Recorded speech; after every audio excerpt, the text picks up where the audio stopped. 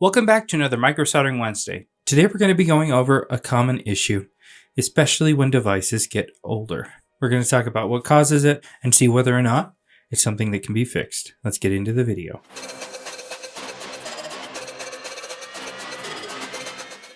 Today we were going to repair a S10 Plus. Customers reporting that it's experiencing unusual battery drain and severe overheating.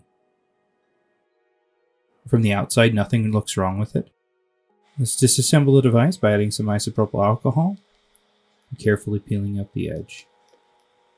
We'll take out all those screws so that we can take it apart and take a look at the motherboard. Let's connect up a power supply so we can see if it's drawing any current. To address the battery drain issue, we conducted a thorough test using reliable direct current through our power supply. You can see as we boot it up, it has somewhat of a proper boot sequence, and it tends to be popping up quite high. Let's do another inspection. Both the initial current spike and the triggered secondary current appear normal. This device is equipped with Qualcomm Snapdragon 855 Plus chipset. However, during the fourth current spike, while the CPU is reading the storage, we notice an abnormality of nearly 2 amps of current. Additionally, this device has been restored, so there are no software-related issues. This 2 amp spike is well in excess of what it should get to. So let's remove the motherboard from the frame.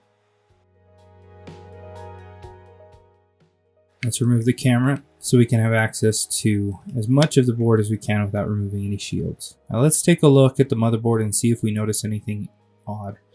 There appears to be a little bit of liquid damage that appears to be quite old, but none of this would affect the functionality. One way to test this would be to put it under a thermal camera to see if we have any hot spots. None of this appears to be the issue that's causing the overheating and the high amp draw. Overall, there doesn't appear to be any significant issues with the motherboard.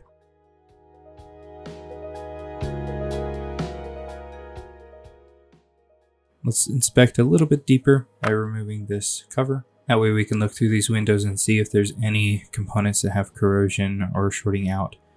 Around here with the charging IC, looking down in there very carefully, looks like no moisture has gotten to this area. So this is typically a place of concern with excess draw of power, but there's nothing here.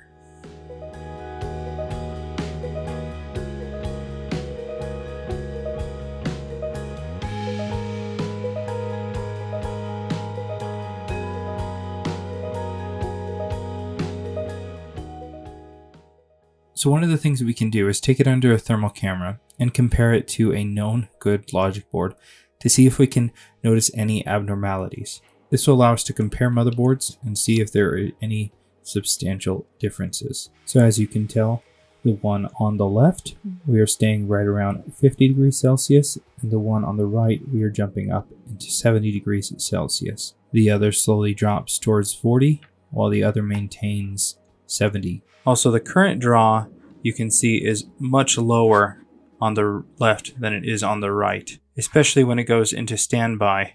We found that the faulty motherboard's standby current does not drop below 50, meaning it does not enter proper standby state. At the same time, the CPU temperature on the faulty motherboard remains around 70 degrees Celsius, whereas the good motherboard stays below 40 degrees Celsius. Considering the high current while it's reading the memory and the persistent high standby current, we have narrowed down the likely cause. Unfortunately, the core of the CPU is damaged. This is a relatively common issue with the Samsung S10 Plus, often caused by aging of the Qualcomm Snapdragon 855 SoC core. So basically what this means is this CPU has aged to the point where it can no longer function properly.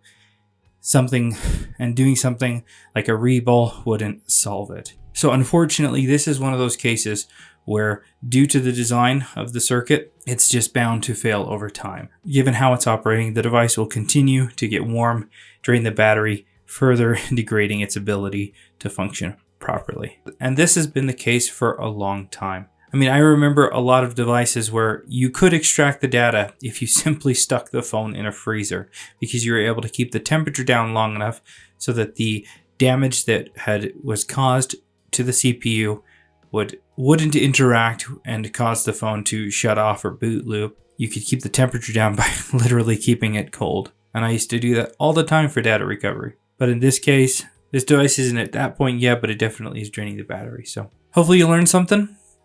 If there's something that you'd like to see in a future video, let me know in the comments below. Thanks a ton for watching, and we'll see you tomorrow for a Tips and Tricks Thursday.